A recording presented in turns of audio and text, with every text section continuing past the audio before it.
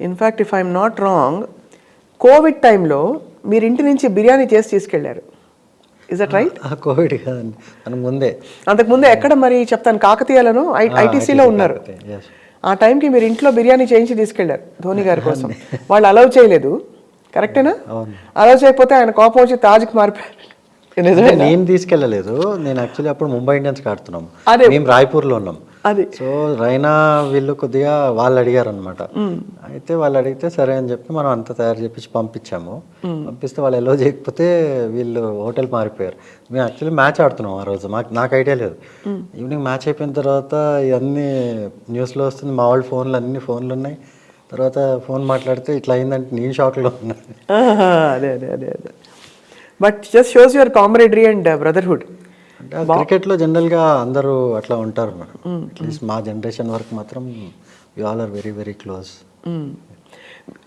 అందరూ చాలా హర్షిస్తున్నారు రాయుడు గారు మీ bold decision to come into politics. Because like I said, sports వాళ్ళందరూ ఎప్పుడు కాంట్రవర్సీకి దూరంగా ఒక మాట అనకుండా అట్లా ఉంటారు అలగ్. మీరు మాత్రం ధైర్యంగా బరిలోకి దూకారు. సో ఆబ్వియస్లీ ఇంకా ఇక్కడ మీకు తెలుసు కదా ఎలా ఉంటుంది పొలిటికల్ ఎన్వైరన్మెంట్. కొంచెం మీరు విమర్శలు చేయాలి, వాళ్ళు చేస్తారు, అన్నీ పడాలి. వీటికన్నిటికి తట్టుకుంటారా? అంటే క్రికెట్లో కూడా విమర్శలు అనేది కామనే మేడం, మాకు వీఆర్ యూస్ టు ఇట్. కాకపోతే ఇక్కడ ఏంటంటే పాలసీ బేస్డ్ విమర్శలు. అంటే ఇప్పుడు అవతల వాళ్ళ పాలసీస్, వాళ్ళు ఏం చేశారు అన్ని విషయాలు మరి మాట్లాడాల్సి వస్తుంది కదా. అవును అవును. సో అదే కాకుండా end of the day main motive is to do good for people. Correct. So in the bargain ఇవన్నీ నడుస్తూనే ఉంటాయి, but main agenda and motive is to make sure people are benefiting. మీ డెసిషన్ టు జాయిన్ పాలిటిక్స్ వచ్చినప్పుడు ఇంట్లో వాళ్ళు ఏమన్నారు? ఇంట్లో వాళ్ళు అంత ఏం అనలేదు, అప్పుడప్పుడు అంటూ ఉండేవాళ్ళు అవసరమా, హ్యాపీగా ఇన్నేళ్ళు కష్టపడ్డావు, మళ్ళీ కష్టపడతావా అని అదొక లైన్ ఆఫ్ థింకింగ్ వచ్చింది. కానీ but I'm very very purpose driven. So నాకు లైఫ్లో this is a great purpose in terms of serving people, serving the society. So ఒక మంచి డ్రైవ్ కాబట్టి I'm very happy doing it అండి. మీరేమన్నా మీకు ఎప్పుడైనా even as a cricketer and earlier when you're growing up, ఏ సమస్యలు చూస్తే మిమ్మల్ని బాగా కదిలించేసేది? ఫర్ ఎగ్జాంపుల్ రోడ్ల పరిస్థితి, డెవలప్మెంటా, లేదు ఇంకేదో లిటరసీ అండ్ దీనిలోనా, ఇంకోదో, లేకపోతే స్పోర్ట్స్, ఇలా అన్ని రంగాల్లో రావాలనా? What you feel? అంటే నాకు మెయిన్ ఎప్పుడు ఏమనిపించేది అంటే ఈక్వాలిటీ ఉండాలనిపించేది. అంటే every person, no matter how rich or poor or what background వాళ్ళకి ఏముందో కానీ, they have to be treated equally, they have to be given an equal platform. So that అది నా మైండ్లో ఎప్పుడు ఉంటుంది. ఎందుకంటే I have faced a lot of trouble going through the system. So అది వేరే వాళ్ళు ఫేస్ కాకుండా మనం ఎవరిని చూసినా కానీ, నో మ్యాటర్ వాళ్ళు ఎక్కడి నుంచి, ఏ ఊరు, ఏ బ్యాక్గ్రౌండ్, అవన్నీ, ఏ సామాజిక వర్గం, అవన్నీ చూడకుండా మనం అందరినీ ఈక్వల్గా చూసి, అలా ఏదన్నా ఆపర్చునిటీ ఉన్నప్పుడు ఈక్వల్గా మనం అందరినీ ఆపర్చునిటీ ఇచ్చేటట్టు ఉండాలని నా కోరిక. అండ్ అది ఎప్పుడు చిన్నప్పటి నుంచి నాకు ఆ డ్రైవ్ ఉండేది మేడం. ఎవ్రీబడీని మనం అందరినీ ఈక్వల్గా చూడాలి.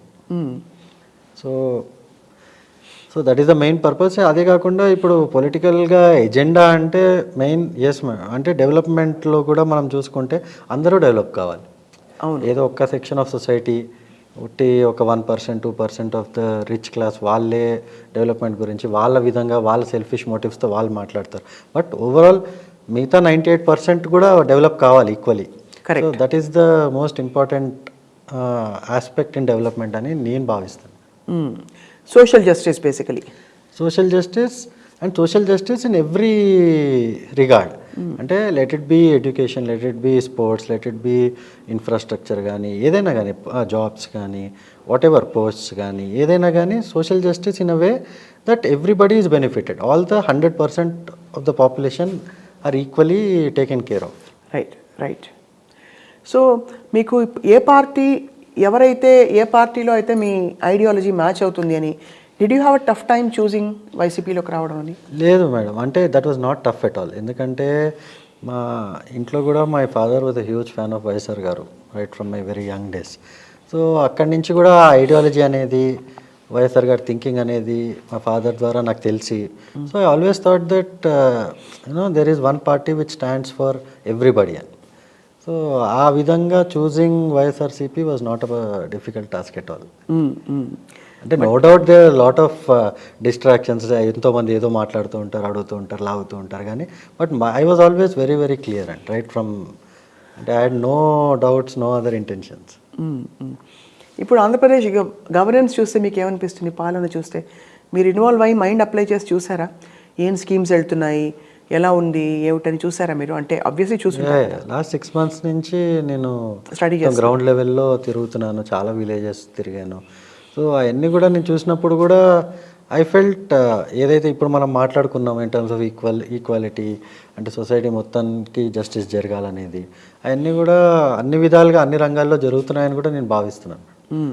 అంటే చాలా స్ట్రాంగ్గా, ఎందుకంటే లైవ్గా నేను చూశాను కాబట్టి, అంటే వేరే వాళ్ళ దగ్గర నుంచి వినింది కాదు. I have seen all that first hand. So that way అయితే రాయుడు గారు మరి ఆబ్వియస్లీ ప్రత్యక్ష రాజకీయాల్లోకి వచ్చి పోటీ చేసి గెలిచి చూపించి జనాల్లోకి ఉంటే అది it be a very thrilling moment. ఇప్పుడు మీరు జనంలోకి వెళ్ళినప్పుడు మిమ్మల్ని క్రికెట్ హీరోగా గుర్తుపడతారు కదా అందరూ youngsters. How do they feel and how do obviously selfie తీసుకోవాలని. ఇప్పుడు ఫర్ ఎగ్జాంపుల్ ఏమి క్రికెట్ అయితే తెలియని నేనే మామూలుగా చేసే ఇంటర్వ్యూలకి వాటికి కొంచెం ఒక చిన్న చెప్పాను కదా, ఒక చిన్న స్పార్క్ ఉండింది అనమాట. సో అంటే ఎస్ మ్యామ్, పీపుల్ డెఫినెట్గా వాళ్ళకి ఎక్సైట్మెంట్ ఉంది, ఒక క్రికెటరు మన ఊరు వచ్చాడు, లేకపోతే అంటే టీవీలో కనిపించేవాడు మన దగ్గర తిరుగుతున్నాడు అనేది ఉంది. But now they are also believing that he has come for the right job. అంటే వచ్చి మన అందరి కోసం కూడా, మన యూత్కి, మన డిస్ట్రిక్ట్కి, మన స్టేట్ని ముందుకు తీసుకెళ్ళాలి, ఒక మంచి ఆలోచనతో ముందుకు తీసుకెళ్ళాలి అనే ఒక భావంతో వచ్చాడని దే ఆల్ హ్యావ్ అంటే shifted from that mind set of ఓ క్రికెటర్ వచ్చాడు కాకుండా he has come as somebody who wants to help అనే ఒక ఆ ట్రాన్సిషన్ అనేది జరిగింది madam in the last 6 months. So దానికోసం నేను ఐఎమ్ వెరీ వెరీ హ్యాపీ అనమాట. Right right right right. So initially వచ్చినప్పుడు అందరూ ఎట్లా అంటే క్రికెటర్ అన్నట్టు ఒక 1 month వరకు. But slowly they have realize that okay this guy అంటే means business, this guy is here to do well for us, do good things for us అనే ఒక కాన్ఫిడెన్స్ వాళ్ళల్లో కూడా కనిపిస్తుంది.